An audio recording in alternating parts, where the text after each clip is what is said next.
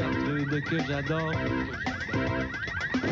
Vendredi 19 novembre 1999, ce soir à l'émission La Souris Nostradamus, Bruno Blanchet et Sylvie Legault. Devinette, un des trois prédira les résultats du match de hockey Montréal-Los Angeles, l'autre parlera de désinstitutionnalisation et le troisième fera des petites crottes partout dans le studio. Devinez lequel? Oh, bonne fin du monde et bon vendredi, mesdames et messieurs. Tout d'abord, des nouvelles de moi. Eh bien, l'an 2000 approche à très grands pas. Mais là, il reste un dernier obstacle de taille à franchir avant l'arrivée du nouveau millénaire. C'est évidemment le maudit party du 31 décembre. Vous savez ce que c'est? Ça, le caviar n'est pas à la bonne température. Bon, mauvais millésime de champagne. Évidemment, le Concorde, là, qui arrive pas avec son satané foie gras, là. C'est plate! Ben, des mineurs-écréologues ont fait des recherches et ont déterminé qu'il existe en tout et pour tout 5 types de parties plates du jour de l'an. Et là, avec le concours de l'équipe de la fin du monde et la participation exceptionnelle de Marie-Soleil Michon, prêtée par Le Point, je vais vous illustrer ces parties plates. Alors, vous allez inévitablement vous reconnaître dans un ou même dans plusieurs de ces exemples. Si vous voulez bien me suivre maintenant vers le premier party plate. Alors moi, ce que je vous souhaite pour la nouvelle année, c'est la chose la plus importante, la santé. Ce soir au menu, jus de fruits, pain de seigle et ragoût de sétan. Faudrait faire ça vite, il est quasiment 8 heures. Toi, va fumer sur le balcon, Chris. Oh, que c'est plate! Ah, par contre, l'hôtesse... Je tiens à dire à tout le monde que ce soir, j'ai mes règles. Ah. Maintenant, le deuxième exemple. Qui n'a jamais été invité à un party conférence où l'hôtesse a eu la très mauvaise idée de choisir comme thème le régime des rentes? On regarde. Salut, vous autres. On est en grande discussion. Ah, tiens, Louise, on parlait justement de régime de rente. Naturellement, notre Luc, il n'a pas eu le temps de cotiser pendant ben des années à la régie. Juste avant de tomber malade, Luc avait cotisé pendant 15 ans. Depuis qu'il est décédé, je reçois une rente en tant que conjointe et Jimmy, lui, reçoit une rente comme orphelin. C'est pas un gros montant, mais ça aide pour les petites dépenses. Puis, mon beau-frère, est-ce qu'on va pouvoir y goûter à ce bon punch-là? Oui, Louise. Puis tu vas avoir le premier verre à part ça. Merci. Qui veut du punch? Passons maintenant, si vous voulez bien, à un troisième modèle de sauterie. Eh bien, le party va bien jusqu'au moment où... Ah, Jacinthe! Papa, laisse-moi te présenter mon nouveau cavalier. Mais... Oh non, pas encore Adolf Hitler. Qui veut du punch? Moins commun, mais plus à la page, est notre quatrième exemple de party du 31 décembre 1999.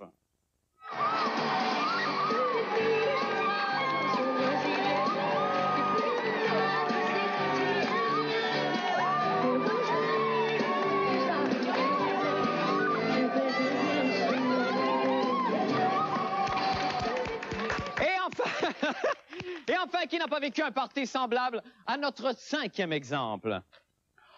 Oh merde, ça c'est bien ma chance, ça. Moi qui voulais prendre du punch, là que quelqu'un est mort dans le bol. C'est pas très bien organisé, hein. Qui veut du punch? Merci. Alors, pour éviter tous ces parties plates, voici la solution. Le 31 décembre prochain, la fin du monde à 19h sera au Théâtre Corona. 1 heure de télévision en direct, 13 minutes de reportage percutant, un invité, plus de 5 pauses commerciales, un autre invité, 8 minutes 30 de surprise, de la musique, de la danse, 6 minutes, 16 minutes, et plus de 12 minutes de fesses. Ah oui, 12 minutes de pissas. Vous serez assis ici, ou peut-être même là. Le 31 décembre à 19h, c'est un rendez-vous. C'est le fun, hein? Alors, pour réserver, téléphonez au numéro suivant, puis là, dépêchez-vous, et moi, je me tais pendant que vous prenez en note le numéro.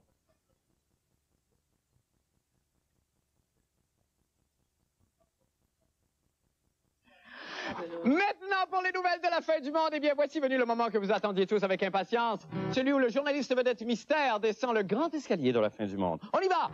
Mon journaliste d'un soir, oui, c'est toi, mon reporter. Tu vas m'apprendre des affaires, mon journaliste d'un soir.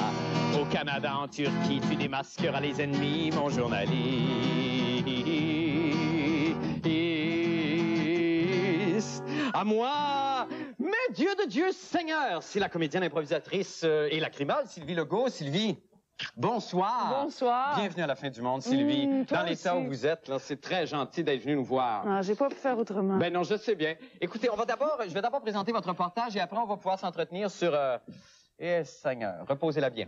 Eh bien, vous savez, c'est bien connu, Sylvie Legault est une personne très sensible au malheur d'autrui. Le cœur sur la main. Et sur le sein? Et sur le sein. D'ailleurs, vous avez subi une opération pour ça. Oui, voilà, trop pour sensible. la main. La main, d'accord.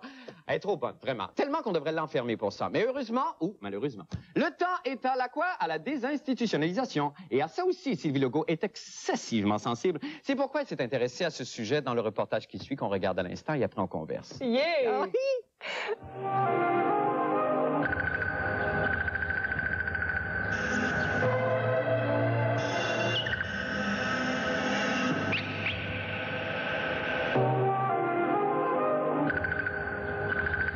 Est-ce qu'on peut dire qu'il y a une augmentation de la maladie mentale dans notre société, de stress?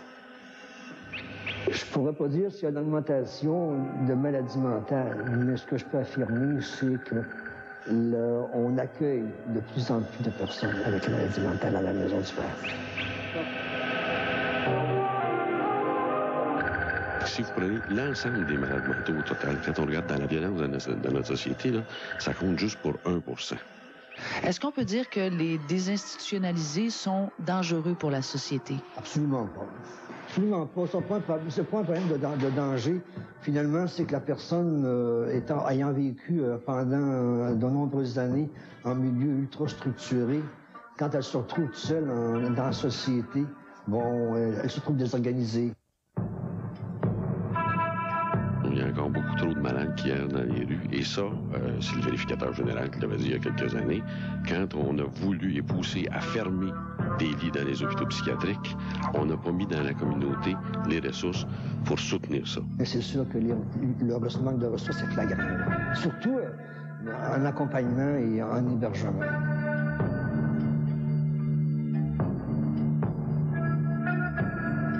Par exemple, l'itinérant, vous n'avez pas le droit d'être itinérant dans les rues. Vous pouvez vous faire arrêter parce que vous flânez.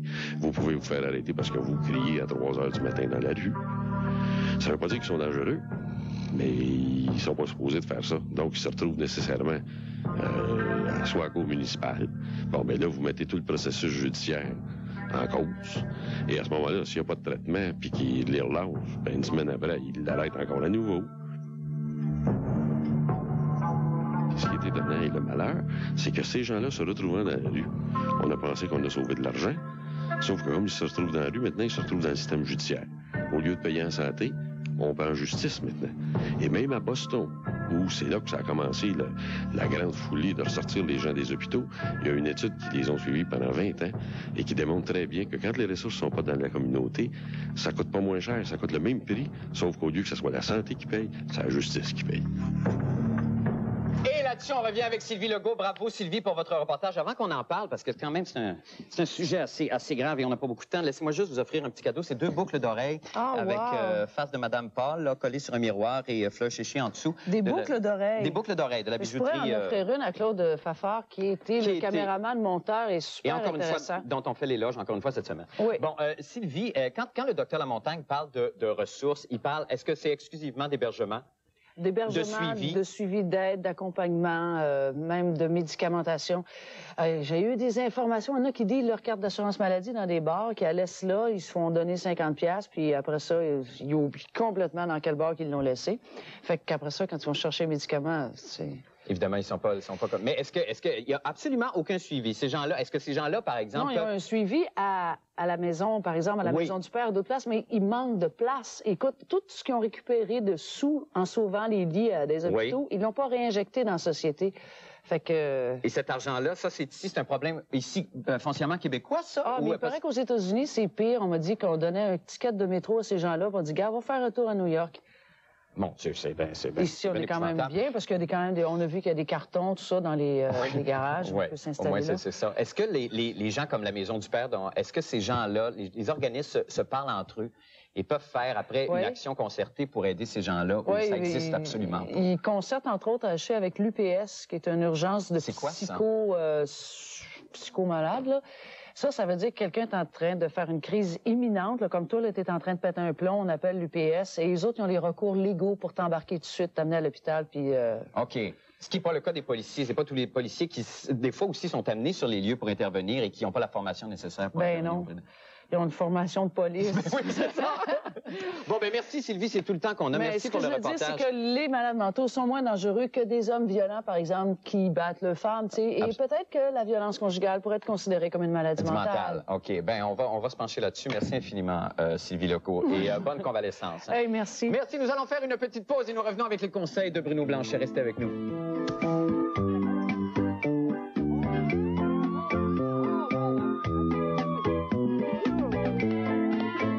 Malarkey. Dans ce jeu, pas besoin de savoir les réponses. Vous bluffez, tout simplement. Pourquoi les femmes ouvrent-elles la bouche lorsqu'elles appliquent leur mascara? Eh bien, quand on regarde ici, c'est impossible d'avoir sa bouche ici. Non, c'est le cerveau. La bouche s'ouvre quand on lève les yeux, hein? Non. Quand on ouvre la bouche, on étire les muscles des yeux, donc c'est plus facile comme ça de mettre du mascara. Tout ça en théorie, bien sûr. Malarkey, le jeu a toutes les réponses, les joueurs tout le plaisir.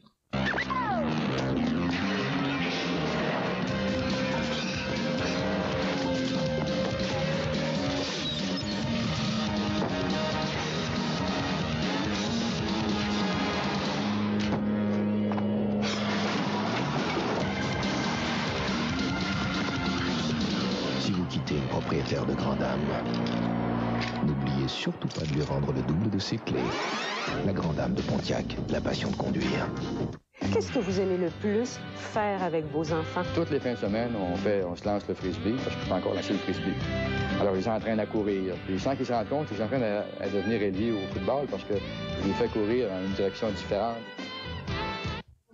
Ce lundi, un tête-à-tête avec la superstar britannique David Bowie. On vous offre des laissez-passer pour les coulisses de Notre-Dame de Paris avec Mario Pelcha. Et on vous révèle comment gagner un célibataire, une voiture volée ou une session de torture avec Miss Brésil. Flash, c'est gros vendeur.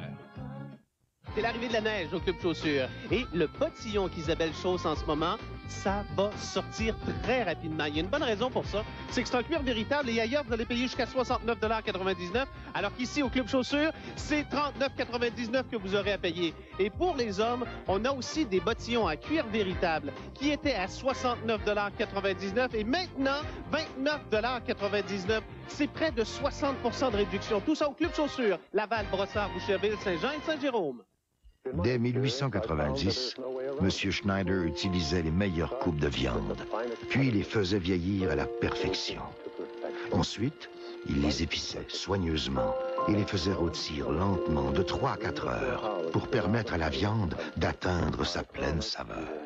Schneider's est fier de vous présenter Héritage de 1890, des charcuteries savoureuses rôties lentement à l'ancienne. Nouvel Héritage de 1890, M. Schneider en serait fier.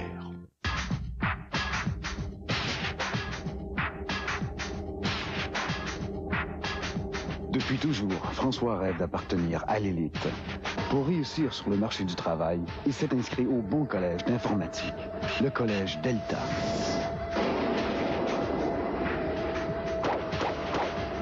Espérons seulement qu'il lui restera encore du temps libre quand il aura un emploi. Le collège Delta, le collège du succès.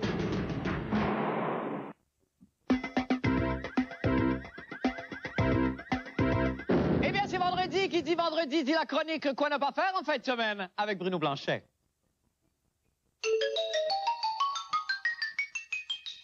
Yeah! C'est Bruno, notre ami Bruno, et sa chronique sympathique. C'est Bruno, le rigolo. Bruno, fais-nous rire! D'accord. Non. Bruno, bonsoir. Bonsoir, Marc. Et bienvenue à La Fin du Monde encore une fois. Merci beaucoup. Bruno, alors qu'est-ce que vous nous présentez ce soir? J'ai cru sentir qu'il y avait quand même un changement. Je sais pas, c'est peut-être ma perception à moi, où vous amorcez une espèce de virage. Un virage, oui, un oui, virage. tout à fait. Ben, suite à la semaine dernière où je me suis un peu éclaté, j'ai senti le besoin de revenir aux sources, un petit peu à l'intérieur de moi-même, si tu veux. Et cette semaine, ce que je vous propose, en fait, j'ai rien fait. J'ai fait rien. Vous avez rien fait, vous n'avez pas été productif, vous avez pas... Non, en fait, ce que je vous propose comme chronique ce soir, c'est rien. Ah, OK, d'accord. Rien du tout. J'ai même pas enlevé mon pyjama. OK. Puis,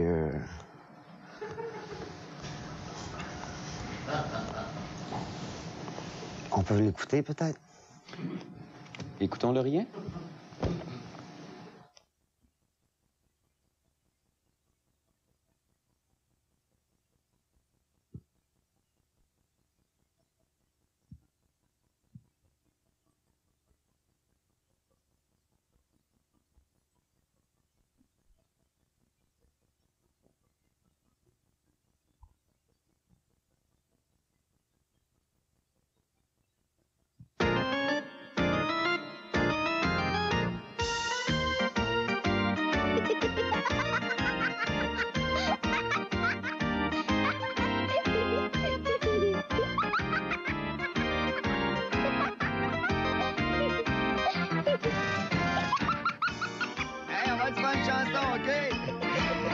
Incapable de rien être là, de faire comme si tu faisais quoi pour pas que tu en ferais plus, ça sert à rien du tout. Si tu veux passer dans le journal sans te faire mal, t'as pas besoin de voler de la gomme, t'as juste à te coucher pis à piquer un somme. Oh, c'est cute! OK, on va se prendre une joke. Comment tu reconnais ça, un Suisse fâché? Il fait des trous avec un poisson d'une tache de fromage. OK, ben en coup parti, on essaye un autre. Comment tu fais pour reconnaître quelqu'un qui a un faux nez? Il est fâché après des objets inanimés. Hey, le casque! Bon, c'est ordinaire.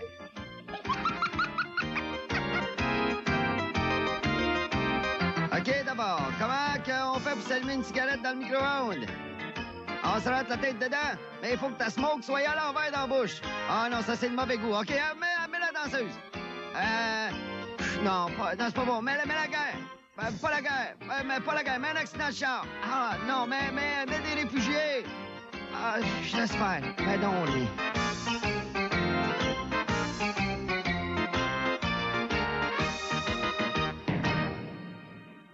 Ah, c'est très troublant, ça.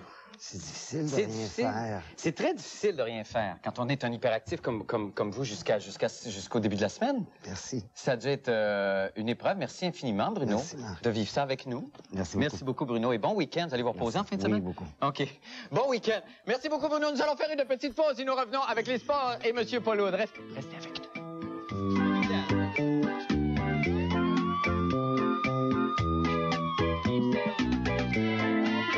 Salut, c'est Éric Martel du 96.9 C'est quoi? Dans le cadre des Week-ends du millénaire, on vous fait voyager à travers les palmarès de l'histoire de C'est quoi? Les meilleurs montages Top 30 du millénaire tout le week-end.